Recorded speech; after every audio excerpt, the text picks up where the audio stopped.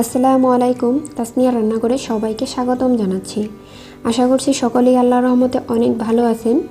আজ আমি আপনাদের আটা আর একটি ডিম দিয়ে ভীষণ মজার এবং খুবই সহজ একটি নাস্তা রেসিপি শেয়ার করব।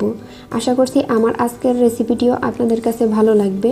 রেসিপিটি ভালো লাগলে অনুরোধ রইল চ্যানেলটি সাবস্ক্রাইব করে নেওয়ার। তো চলুন রেসিপিটা দেখে আসি। তো প্রথমে একটা মিক্সিং বলে মেজারমেন্ট কাপের 1 কাপ পরিমাণ আটা নিয়ে নিচ্ছি। এখানে আপনারা আটার পরিবর্তে ময়দাও নিয়ে নিতে পারেন।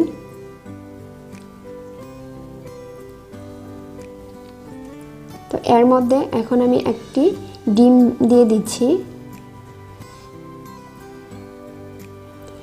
দিয়ে দিচ্ছি 1/3 কাপ পরিমাণ চিনি, হাফ চা চামচ কালো জিরা, 1/4 চা চামচ লবণ। এখন সব কিছু হাত দিয়ে ভালো করে মেখে নেব। তো এইখানে আমি কোনো রকম পানি ব্যবহার করিনি, পানি ছাড়াই সম্পূর্ণটা আমি ভালো করে মেখে নিয়েছি। এখন এর মধ্যে 1 চা চামচ রান্নার তেল দিয়ে দিচ্ছি। তেলটা দিয়েও আমি আরও একটু সময় নিয়ে এই ডোটা মাখিয়ে নিচ্ছি।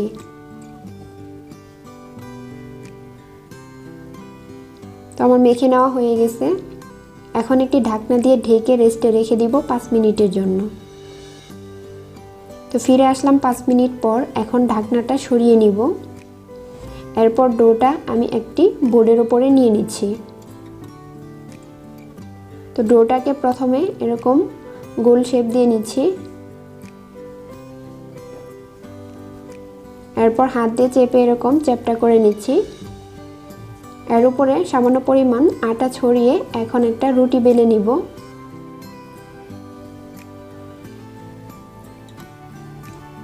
রুটিটা অতিরিক্ত মোটাও হবে না, আবার অতিরিক্ত পাতলাও হবে না।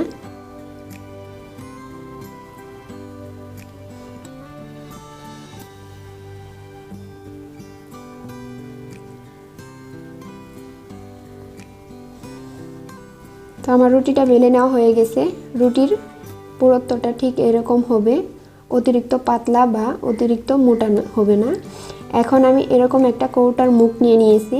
আপনারা যে কোনো ধরনের কৌটার মুখ অথবা হাতের কাছে যদি কুকি কাটার থাকে ওটা দিয়েও কেটে নিতে পারেন। তো প্রথমে একটুখানি আমি কেটে বাদ দিয়ে দিচ্ছি। এরপর আমি এইভাবে কেটে নিচ্ছি। ভিডিওটি লক্ষ্য করলেই বুঝতে পারবেন যে আমি কিভাবে কাজটা করছি।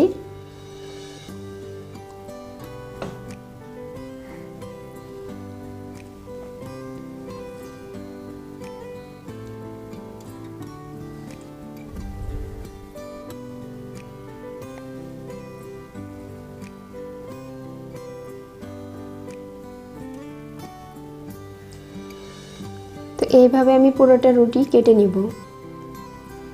তো সম্পূর্ণটাই আমি কেটে নিয়েছি। এখন এই নাস্তাগুলোকে আমি তেলের মধ্যে ভেজে নিব। তার জন্য চুলায় একটা প্যান বসিয়ে এর মধ্যে পরিমাণ মতো তেল দিয়ে তেলটাকে আমি হালকা গরম করে নিয়েছি। এখন এই হালকা গরম তেলের মধ্যে একে একে নাস্তাগুলো দিয়ে দিচ্ছি। তো আমি অর্ধেকটা দিয়ে দিচ্ছি আর অর্ধেকটা আমি পরের বেসে ভেজে নিব। তো দিয়ে দেওয়ার পর অপেক্ষা করব এক পাশ হালকা ভাজা হওয়ার জন্য। আর এই নাস্তাটা কিন্তু একদম অল্প আঁচে ভেজে নিতে হবে। এক পাশ যখন এরকম হালকা ভাজা হয়ে যাবে তখন এগুলোকে উল্টিয়ে দিতে হবে।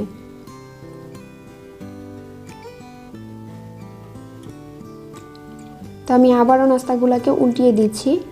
এইভাবে আমি কয়েকবার উল্টিয়ে পাল্টিয়ে নাস্তাগুলোকে গোল্ডেন ব্রাউন কালার করে ভেজে নিব।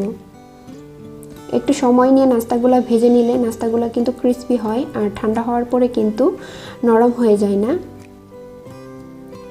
তো নাস্তাগুলো কিন্তু আমার ভাজা হয়ে গেছে। এখন এই নাস্তাগুলোকে আমি ছাঁকনির ভিতর উঠিয়ে তেলটা ঝরিয়ে নাস্তার প্লেটে নিয়ে নিব। তো বাকিগুলোকেও আমি উঠিয়ে নিচ্ছি।